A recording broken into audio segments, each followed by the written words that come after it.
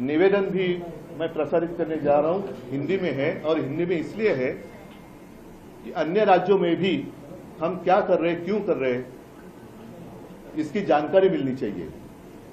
कल ये दुर्भाग्य की बात है कि बीच में भी इसलिए कह रहा हूं कि कुछ ही दिन हुए हैं, 3-4 महीने हुए होंगे, पहलगाम में जो आतंकवादी हमला हुआ उसमें हमारे नागरिक, हिंदुस्तानी नागरिक जिस तरीके से मारे गए, हमारी बहनें, उनका सिंदूर, सौभाग्य उजाड़ा गया।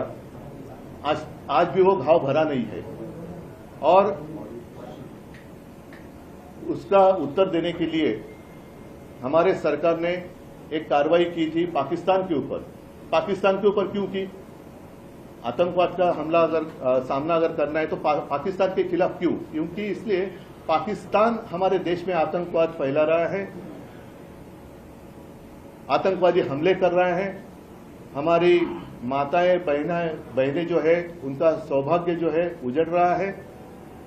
अब ऐसा नहीं चलेगा। हमेशा हम तो कहते हैं, लेकिन सिर्फ कहते हैं, करते कुछ नहीं है। अब समय तो था, हमारी सेना अंदर घुसी भी थी, हमले भी अच्छे हो रहे थे, कर रहे थे। और एक समय ऐसा आया था कि सबको ऐसे लग रहा था कि वो जो हमारा सपना था, हिंदुस्तान पाकिस्तान अखंड भारत, वो हो जाएगा। अभी बस 1-2 दिन में वो हो सकता है।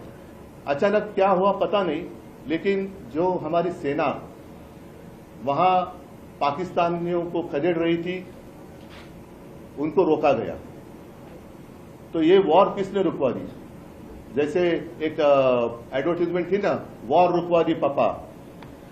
तो क्या इन्होंने ऑपरेशन सिंदूर भी रुकवा दिया? ये पापा कौन है?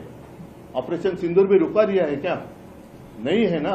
और तब हमारे प्रधानमंत्री जी ने कहा था कि खून और पानी साथ में नहीं बह सकता।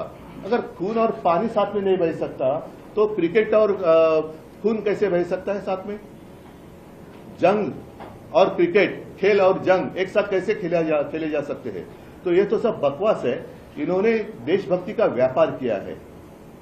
देशभक्ति का व्यापार, सिर्फ पैसा चाहिए।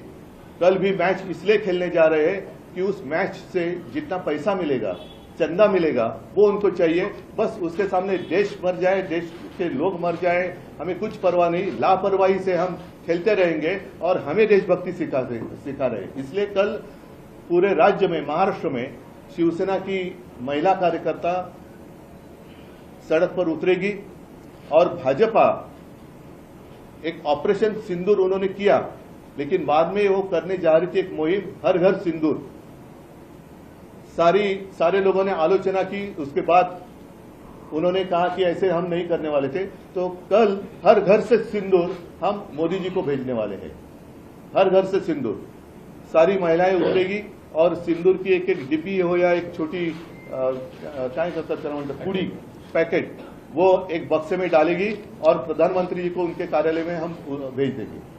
मोदी जी तो आतंकवाद पर कड़ा स्टैंड लेते रहे हैं। कड़ा मतलब, कड़ा का अर्थ क्या होता है?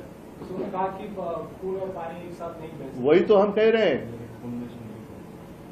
और उन्होंने ही कहा था कि उनके रगों में खून नहीं सिंदूर बह रहा है। ये तो अमानवीय बात है। लेकिन अगर अमानवीय है तो कड़ा रुख अपनाओ, एक ही बार सबक सिखाओ। क्यों झुक रहे हैं? कहते हैं अंतर्राष्ट्रीय मंच पर इस तरह